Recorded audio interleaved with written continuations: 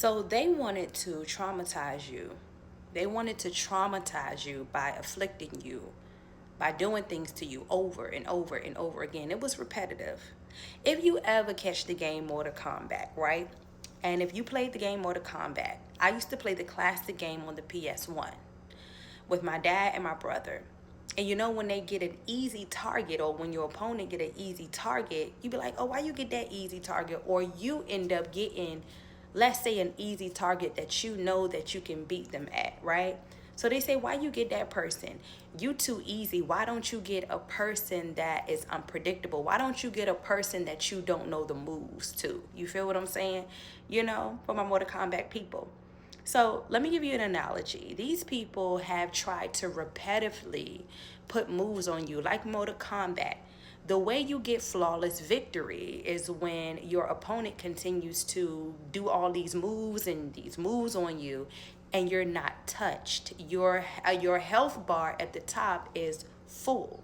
That's how you get not only victory, but flawless victory, right? So your enemies was just like that. See, they kept afflicting you and kept afflicting you and kept afflicting you, not knowing that God was about to give you a flawless victory. See, they was about to give you a flawless, traumatizing story. Your story was supposed to be tragic. It was supposed to end in tragic. You had some of these people with a sick mind. You had some of these people imagining you being somewhere in a mental institution or unalived even. Like, it goes that deep how much certain people has hated you, you know, during your journey of not letting them control you. But they traumatize you so much that God has given you flawless victory. Not only just a victory. He don't want to give you a victory. He want to give you a flawless victory, just like Mortal Kombat.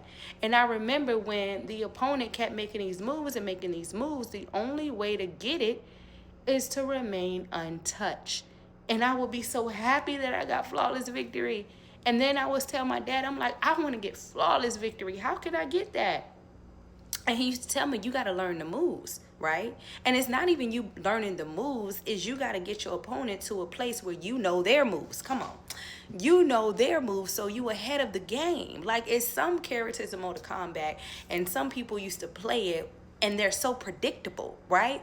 Certain Mortal Kombat characters are unpredictable, but depending on who you are and how you play, right? So that's what you did.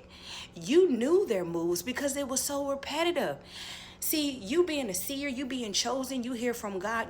You're so spiritual, right? You hear from God. God tells you to move before the move gets there to your face or gets to your place.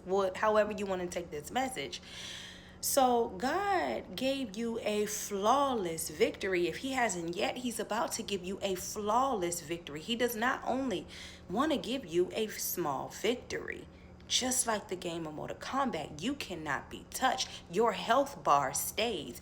Health bar meaning your mental stability, the way you move, even though you had seasons of depression, you had season of hurt, you had season of lack, your health bar stayed full, and they end up getting exhausted. If you remember, when you get flawless victory, right? Your opponent is going like this, right? If you remember the old game of Mortal Kombat, they're waving from side to side because they're exhausted, they're tired out. They done did all these moves and you still not touched.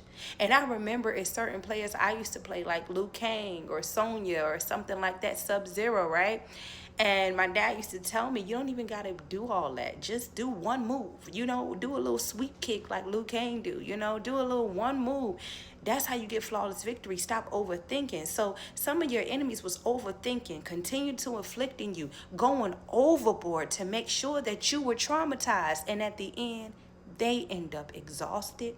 You end up getting flawless victory.